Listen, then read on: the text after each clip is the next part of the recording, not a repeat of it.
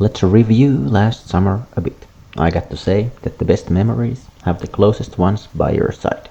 Good food and open fire.